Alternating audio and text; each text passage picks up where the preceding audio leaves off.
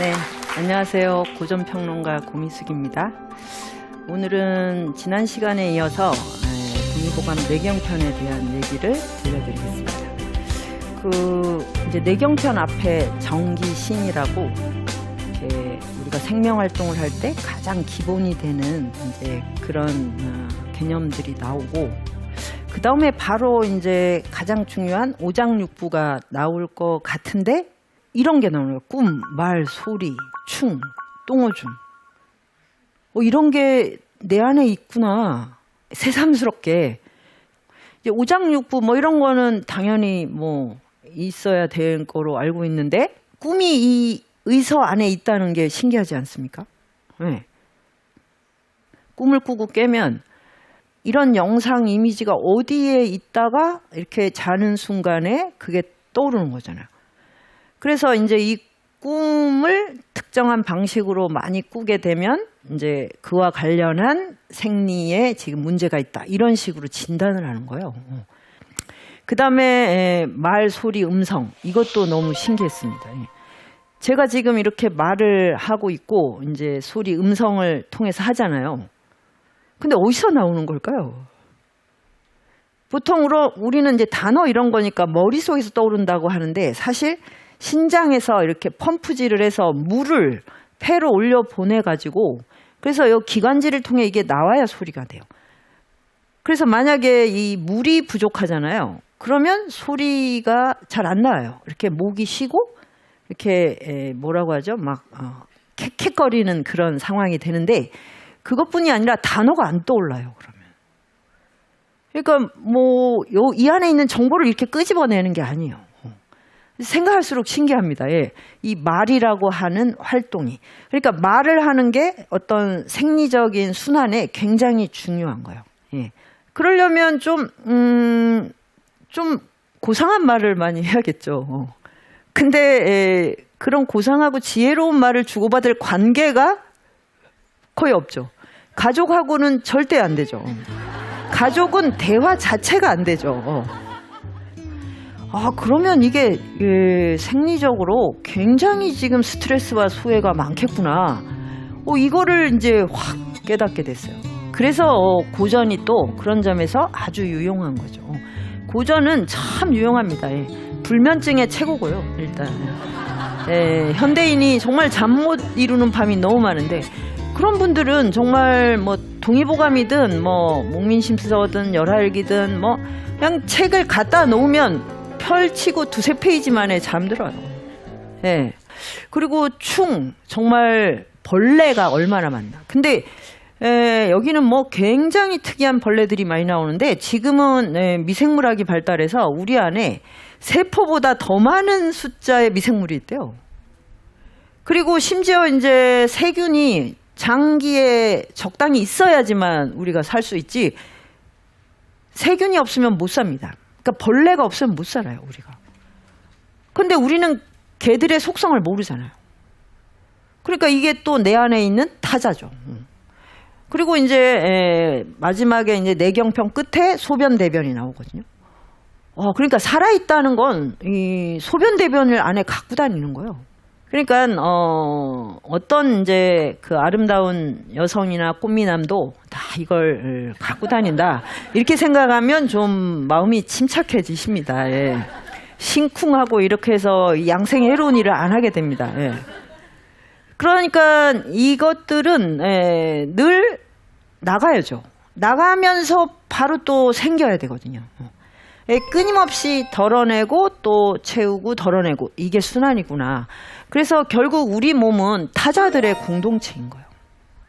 이것도 굉장히 의미심장합니다.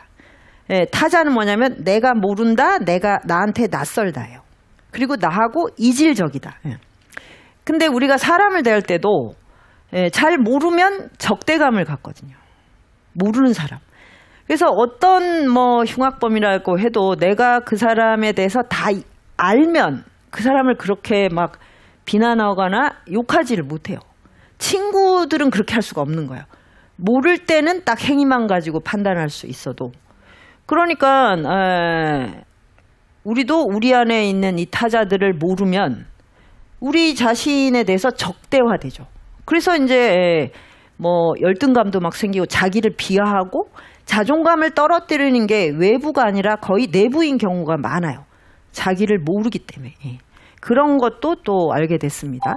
자, 이제 이런 거를 거쳐서 이제 우리 생리 활동에 가장 중요한 오장육부가 나오는데, 이 왜 오장육부 또 육장육부 이렇게 하는가를 보면 이게 자연의 원리에 기반해서 사람의 몸이 이렇게 잘 감응한다는 전제로 설정이 된 거예요. 그러면 자연은 어떻게 운행이 되나?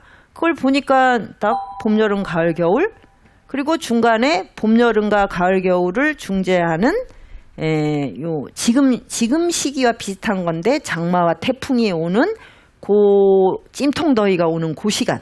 그러니까 중재자. 그래서 토. 이게 이제 우주를 움직이는 리듬이다라고 아주 오래 전에 뭐 수천 년 전에 이런 자연과학을 설정을 해서 그거를 모든 삶에 활용을 한 거고, 그게 의학에도 적용이 된 거예요. 그런데 이 동그라미로 돼 있는 거는 상생이거든요. 상생. 그러니까 상생을 하는 기운이 필요하죠. 목생화, 화생토, 토생금, 금생수, 수생목.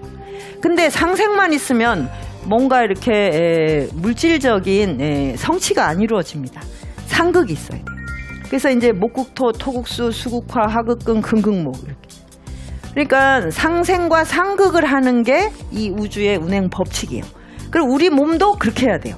상생만 하고 있으면 몸이 늘어져서 아무것도 이루어지지가 않아요.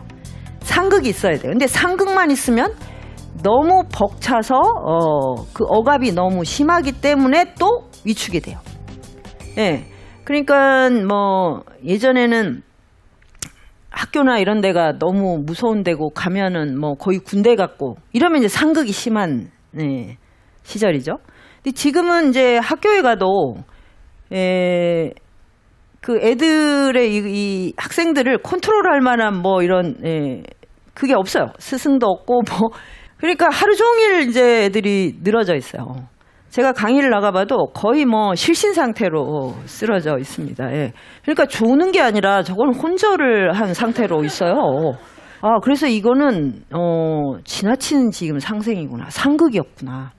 이제 이래서 우주만 그런 게 아니라 우주도 상생이 지나치면 거기서 오는 또 많은 재난과 질병이 있고, 상극이 지나친 해도 또 마찬가지인데, 그러면 이걸 조율하는 게 핵심이잖아요. 문명도 마찬가지고 인생도 마찬가지입니다. 그러면 이제 우리 몸 안에 있는 간신비패신이 딱 이제 저 오행하고 매칭이 되거든요.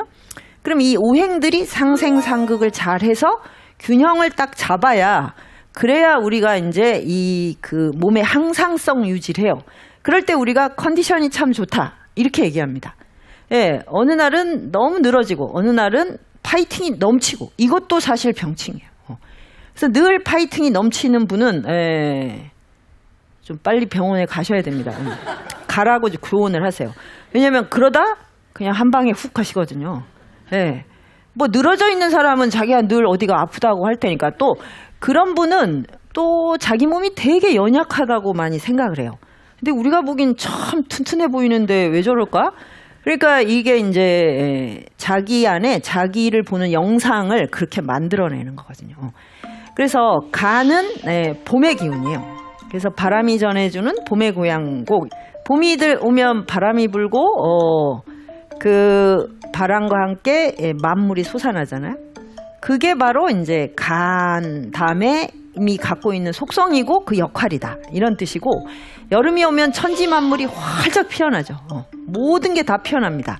그것을 하는 역할은 심장소장. 근데 이제 그렇게 뻗어나가기만 하면 우주가 폭발하겠죠. 우리 몸도 봄, 여름의 기운으로만 살면 늘 다이나믹하고 늘 그냥 파이팅을 외치다가 갑자기 이제 산산이 흩어지게 돼요.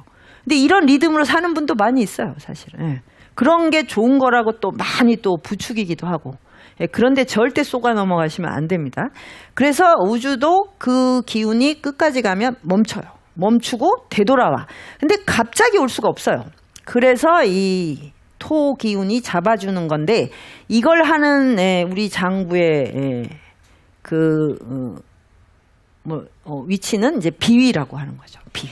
그래서 비위를 대지의 전령사, 그러니까 중재자 역할을 해준다. 일단 멈춰서 좀 이렇게 수습을 하는 거죠. 만약에 그 말복 때까지 막 더웠다가 갑자기 그 다음 날 서리가 내린다. 이러면 사람 몸이 적응이 되겠어요?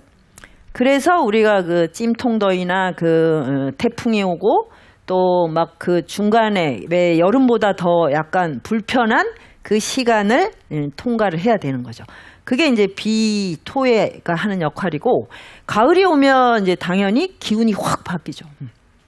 지금 이미 뭐 하늘은 너무너무 달라지지 않았습니까? 예. 그러니까 이게 봄, 여름으로 가다가 이렇게 돌아오는 것을 우주의 대혁명이라 그래요. 혁명이죠, 이건. 왜? 방향을 탁 틀어버렸잖아요. 예. 그러니까 자연은 매년 혁명을 한다. 그렇게 해야 이 만물을 살릴 수 있는 거예요. 매년 갱신해야 돼요. 그래서 우리 삶도 매년 갱신을 해야 됩니다. 예. 그 상품만 갱신하지 마시고 삶을 계속 다르게 새롭게 그렇게 사는 게 자연스러운 거예요. 그래서 이 역할을 하는 건 폐대장인데, 폐대장은 이제 금의 기운으로 굉장히 그 여름에 번다 하고 막 그 무성한 걸 다 이렇게 떨어뜨리는 역할을 하거든요. 그래서 열매를 맺고 결실을 맺게 하는 그런 계절에 조응하는 역할을 하는 거예요. 그래서 가을이 오면 우리가 되게 쓸쓸하다고 느끼시나요? 가을이 오면 쓸쓸하세요? 네? 그거는 여름에 너무 노신 거예요. 그러면은 가을에 수확을 할 게 없잖아요. 그러면 뭔가 너무 허전해. 이렇게 사는 게 아닌데 이렇게 생각하는. 그래서 가을은 쓸쓸한 게 아니라 굉장히 풍요롭고 충만합니다. 네. 그 여름 동안 내가 땀 흘린 것을 이런 식으로 지금 열매가 돼서 오는구나. 이런 충만함을 느끼셔야 돼요. 이제 요게 이제 폐대장이고, 근데 겨울이 되면 이 가을하고 또 기운이 완전히 다르죠. 그러니까 천지가 다 닫히고 이제 눈에 보이는 건 없어요. 겨울에 산에 가면 정말 전부 다 나목이거든요. 완전히 잎이랑 뭐가 다 떨어졌을 때 산의 모든 모습이 이렇게 투명하게 보여요. 그런데 제가 사계절을 산을 다녀본 결과 겨울산이 제일 멋있어요. 여름산은 약간 너무 좀 푼수같이 느껴진다고 할까? 너무 왜 그 무성한 거 있잖아요. 그런데 겨울에 그 텅 비어있는 그 상태는 뭐라고 할까, 볼 때마다 이렇게 너무 근사하게 느껴집니다. 그게 이제 신장방광이 하는 역할인데, 신장방광은 뒤에 있고 그래서 겨울의 기운을 갖고 있어요. 그러니까 아주 평소에 자기를 안 드러내죠. 그럼 적막한데 그 안에 씨앗이 자라고 있어요. 그게 적막 속에 피어난 열정이에요. 요런 게 이제 자연의 오행, 목화토금수하고 오장육부의 간신비패신, 요게 요렇게 조응을 한다. 이렇게 이제 본 거죠. 그걸 염두에 두시면 되고, 자, 이제